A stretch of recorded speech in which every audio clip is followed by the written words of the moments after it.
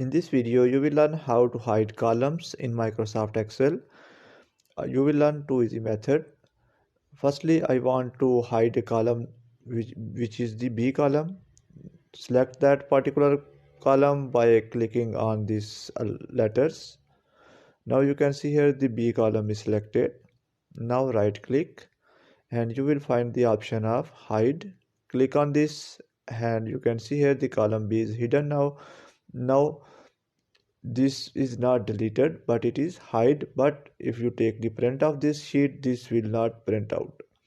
So next, move to next section.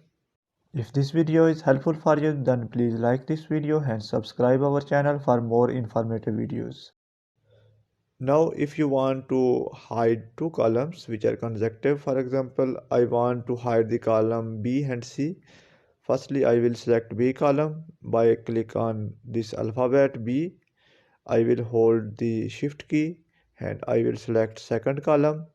Now I will right click and click on this, select this hide option, and you can see here the both column are hidden now.